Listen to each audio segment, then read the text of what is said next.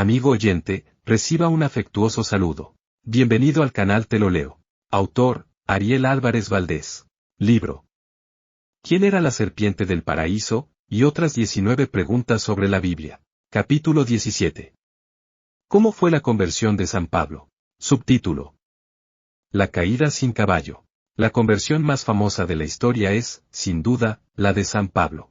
Los detalles de aquel hecho los sabemos gracias a Lucas, que los inmortalizó en un conmovedor relato conservado en su libro Los Hechos de los Apóstoles. Cuenta esta obra que Pablo era un joven y fogoso judío, llamado entonces Saúl, que observaba con preocupación cómo se expandía en Jerusalén el cristianismo, que él consideraba una secta peligrosa.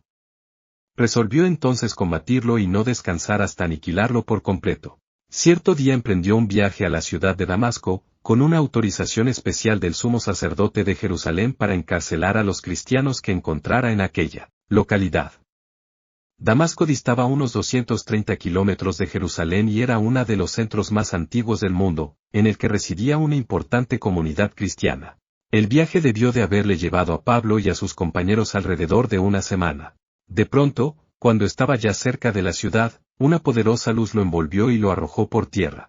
Conviene recordar que los viajes en esa época generalmente se hacían a pie, por lo que la famosa imagen de Pablo cayendo del caballo, que tanto hemos visto en cuadros y pinturas, no corresponde a la realidad. Una vez en el suelo, Pablo oyó una voz que le decía, «Saúl, Saúl, ¿por qué me persigues?» El joven fariseo respondió, «¿Quién eres, Señor?» La voz le contestó, «Yo soy Jesús, a quien tú persigues. Levántate y entra en la ciudad. Allí se te indicará lo que tienes que hacer». Hechos 9:1 al 6. Subtítulo. Luz para el ciego. Pablo se levantó, y se dio cuenta de que había quedado ciego. Entonces, ayudado por sus compañeros, ingresó en la ciudad. Aquel que había querido entrar en Damasco hecho una furia, arrasando y acabando con cuantos cristianos encontrara, debió ser llevado de la mano, ciego e impotente como un niño. Lucas continúa su relato diciendo que Pablo se alojó, en Damasco, en la casa de un tal Judas, y permaneció 3 días ciego, sin comer ni beber, hasta que se presentó allí un hombre llamado Ananías y le dijo, «Saúl, hermano, el Señor Jesús que se te apareció en el camino por donde venías, me ha enviado para que recuperes la vista y quedes lleno del Espíritu Santo». Le impuso las manos, y al instante cayeron de sus ojos una especie de escamas y recuperó la vista. A partir de ese momento Pablo fue otra persona. Un cambio impresionante había sucedido en él. Ananías lo bautizó, le explicó quién era Jesús, lo introdujo en la comunidad local, lo instruyó en la doctrina cristiana y lo mandó a predicar el Evangelio. De este modo Pablo conoció el cristianismo, y llegó a ser miembro de la iglesia a la que en un principio combatía. Hechos 9:7 al 19. Subtítulo. Sin contar las intimidades. Ahora bien, hay varios indicios que nos hacen dudar de la historicidad de este relato. En primer lugar, Pablo en ninguna de sus cartas cuenta jamás esta experiencia del camino a Damasco. Cuando escribe a los cristianos de Galacia, que habían puesto en duda su apostolado y para quienes el relato de este suceso extraordinario hubiera sido un excelente argumento, Pablo la omite por completo. Gálatas 1:15. En otras partes de sus cartas, cuando cuenta sus visiones y revelaciones, lo hace en tercera persona, se de un hombre. Segunda a los Corintios 12:2, como si no le gustara hablar de ese tema y lo esquivara.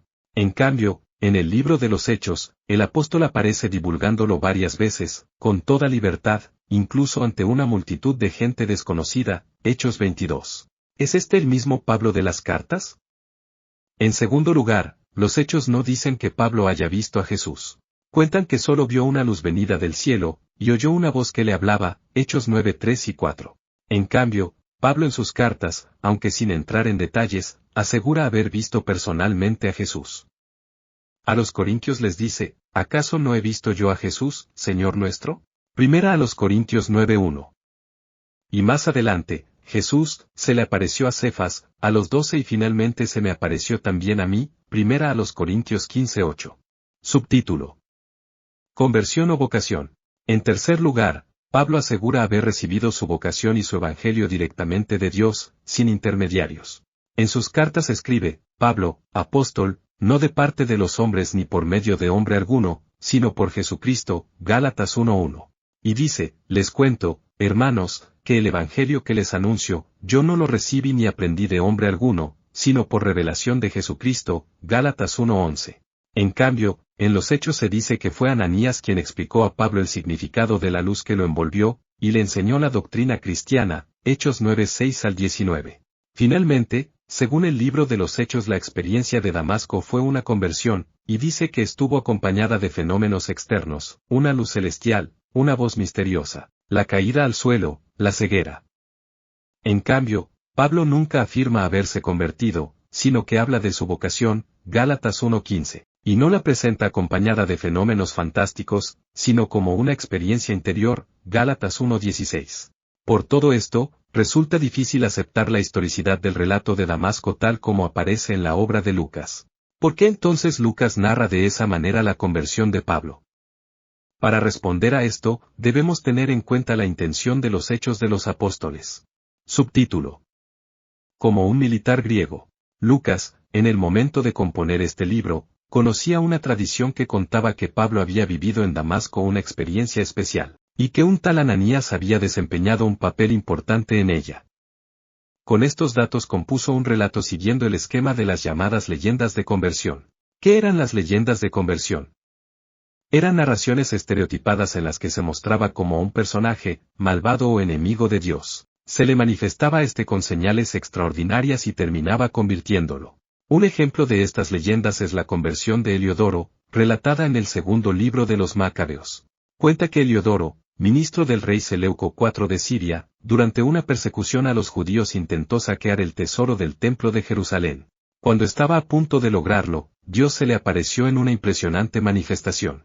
Heliodoro cayó al suelo envuelto en una ceguera total mientras sus compañeros presentían lo sucedido sin poder reaccionar. Al final Heliodoro, que había entrado al templo con tanta soberbia, debió ser sacado en una camilla, mudo e impedido. Después de varios días, y gracias a la intervención de un judío, el ministro recuperó sus fuerzas, se convirtió, y recibió la misión de anunciar en todas partes la grandeza de Dios, segunda de Macabeos 3. Subtítulo. 3 veces lo mismo. Existen muchas otras leyendas judías que cuentan de idéntico modo la conversión de algún personaje enemigo de Dios. Por lo tanto, no debemos tomar los detalles de la conversión de Pablo como históricos, sino más bien como parte de un género literario convencional. ¿Y por qué a Lucas le importaba tanto la conversión de Pablo, hasta el punto de contarla nada menos que 3 veces en su libro, Hechos 9:3-19, 22:6-16 y 26:12-18? Porque repetir el mismo episodio en un libro que se caracteriza por la sobriedad y economía de detalles narrativos, cuando otros hechos más importantes, como el de Pentecostés, aparecen una sola vez? Porque Lucas necesitaba mostrar el cumplimiento de una profecía de Jesús resucitado, que la palabra de Dios se extenderá por todo el mundo de aquel entonces. En efecto, en su libro cuenta que Jesús, después de resucitar, se les aparece a los apóstoles y les dice, el Espíritu Santo vendrá sobre ustedes, y serán mis testigos en Jerusalén, en toda Judea y Samaria, hasta los confines de la tierra, Hechos 1:8. Y en esa época el confín la tierra era precisamente Roma, la capital del imperio. Por lo tanto, su objetivo era mostrar cómo la palabra de Dios llega hasta allí. Subtítulo. La profecía que cumplir. Pero Lucas no sabía de ninguno de los 12 apóstoles que hubiera llegado hasta Roma. En su libro vemos que Pedro, la cabeza del grupo, nunca sale más allá de Judea y Samaria. Juan, compañero de Pedro, tampoco viaja más que hasta Samaria. Santiago, el hermano de Juan, es asesinado temprano. El otro Santiago no parece moverse de Jerusalén. Matías, elegido en lugar de Judas, desaparece inmediatamente después de su elección. De los demás apóstoles no hay ni noticias.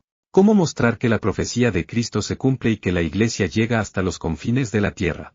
La solución que encontró Lucas fue hacer recaer sobre Pablo el cumplimiento de esa misión. Él sí había llegado a Roma.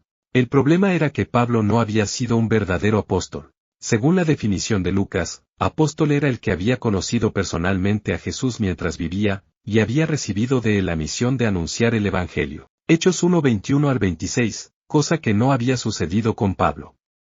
Entonces, para explicar por qué Pablo es quien cumple la misión de llegar a Roma, encomendada en realidad a los apóstoles, Lucas lo muestra recibiendo del propio Jesús este encargo en el camino de Damasco. Y lo repite 3 veces a lo largo de su libro, para no dejar dudas de que Pablo ha visto a Jesús y ha recibido de él esta importante misión. Subtítulo. Decir lo mismo pero distinto. Pero si bien Lucas relata 3 veces el encuentro de Pablo con Jesús, no lo cuenta de la misma manera, sino que con gran habilidad narrativa lo presenta con cambios graduales, que sirven para exaltar de manera progresiva la figura de Pablo. Veámoslos. Sobre la luminosidad que envolvió al apóstol, el primer relato habla de una luz del cielo, Hechos 9:3. El segundo, de una gran luz, Hechos 22:6. Y el tercero, de una luz más luminosa que el sol, Hechos 26:13. Sobre la hora en que sucedió, el primer relato no dice nada, pero el segundo aclara que fue cerca del mediodía, para resaltar hasta qué punto llegó el esplendor luminoso. Y el tercero ya dice que ocurrió en pleno mediodía, mostrando que el resplandor de la luz superaba incluso al brillo del sol en su momento de mayor fuerza. Sobre los destinatarios de la luz, según el primero y el segundo relato, fue solo Pablo, Hechos 9:3 y 22:6. Pero en el tercero dice que la luz envolvió a todos sus compañeros, Hechos 26:13. Subtítulo. Cada vez menos ciego. También las persecuciones que realizaba Pablo antes de convertirse aparecen descritas con esta técnica de graduación. El primer texto dice que Pablo a los cristianos los conducía a la cárcel, Hechos 8:3. El segundo agrega que los perseguía a muerte, Hechos 22:4. Y el tercero, que los metía en la cárcel, los torturaba para que renunciaran a su fe cristiana, los perseguía hasta en ciudades extranjeras, y cuando eran condenados a muerte él contribuía con su voto, Hechos 26:10 y 11. Lo mismo ocurre con la misión encomendada. El primer relato solo menciona que Pablo debe llevar el nombre de Cristo ante los gentiles, los reyes y los judíos, Hechos 9:15. En el segundo ya aparece enviado ante todos los hombres, Hechos 22:15. Y en el tercero no solo es enviado, sino que se especifica hasta los detalles de su misión, Hechos 26:16 al 18. Con respecto a los fenómenos que aparecieron, la primera narración dice que los compañeros de Pablo oyeron la voz pero no vieron la luz, Hechos 9:7. El segundo dice que vieron la luz pero no oyeron la voz, Hechos 22:9. Y el tercero, que ni vieron ni oyeron nada. Es decir, cada vez el mensaje divino se centra más en Pablo. Sobre el efecto de la conmoción, la primera y la segunda vez dice que solo Pablo cayó al suelo, y sus compañeros quedaron de pie, Hechos 9:7 y 22:7. Pero la tercera vez dice que todos cayeron al suelo, Hechos 26:14. También los compañeros de Pablo se unen gradualmente a la adoración de la teofanía. Y sobre la ceguera, en el primer relato Pablo queda ciego durante 3 días, Hechos 9:9. En el segundo, solo durante el tiempo que brilla la luz divina, Hechos 22:11. Y en el tercero no se menciona su ceguera, así que sus compañeros no necesitan llevarlo de la mano, ni Ananías tiene que curarlo. Así, cada vez hay menos oscuridad en Pablo. Subtítulo. Un diálogo conocido. Un único elemento se mantiene siempre igual en los 3 relatos, el diálogo entre Pablo y Cristo en el momento de la aparición. ¿Por qué fue conservado con tanto cuidado? ¿Reflejaba quizá una conversación real entre Jesús y el apóstol? Hoy los biblistas sostienen que se trata también de un diálogo ficticio, muy común en el Antiguo Testamento, llamado diálogo de aparición. Los escritores sagrados lo emplean cada vez que quieren contar la aparición de Dios o de un ángel a alguna persona. El diálogo de aparición consta normalmente de 4 elementos. 1. La doble mención del nombre de la persona, Saulo Saulo. 2. Una breve pregunta del personaje, ¿quién eres, Señor? 3. La autopresentación del Señor, yo soy Jesús, a quien tú persigues. 4. Un encargo, levántate y vete. Este mismo diálogo lo tenemos, por ejemplo, cuando el ángel le encarga a Jacob regresar a su patria, Génesis 31:11 al 13, cuando Dios autoriza a Jacob a bajar a Egipto, Génesis 46:2 y 3, en la vocación de Moisés, Éxodo 3:2 al 10, en el sacrificio de Isaac, Génesis 22:1 y 2, en la vocación de Samuel, Primera de Samuel 3:4 al 14. Utilizando este diálogo, oficialmente empleado para esas ocasiones, Lucas quiso decir a sus lectores que Pablo realmente había conversado con Jesucristo camino a Damasco. Pero no podemos saber qué le dijo exactamente. Subtítulo. Pablo y nosotros. Siempre nos han resultado lejanos y misteriosos los personajes bíblicos, precisamente porque aparecen viviendo experiencias extrañas y especialísimas, que ningún cristiano normal vive hoy en día. También Pablo, en cierto momento de su vida, experimentó un encuentro íntimo y especial con Jesús. que lo llevó a abandonar todo y a centrar su existencia únicamente en Cristo resucitado. No fue un cambio brusco, provocado por fenómenos externos y asombrosos, sino una experiencia interior, gradual, imposible de contar con palabras, en la que él se sintió iluminado. Pero el autor bíblico la describe adornada con voces divinas, luces celestiales, caídas estrepitosas, ceguera, para exponer de algún modo lo que nadie es capaz de comunicar. En realidad la experiencia paulina fue semejante a la de muchos de nosotros. Nuestra propia vocación cristiana también consistió en un encuentro íntimo con Jesús resucitado en algún momento. Pero como en aquella oportunidad no oímos voces extrañas, ni vimos luces maravillosas, no solemos valorarla. Y quizá languidece anémica en algún rincón de nuestra vida diaria. Por eso hace bien reconocer que tampoco Pablo vivió un suceso así, ni vio nada de aquello. Él no nos lleva ventaja alguna.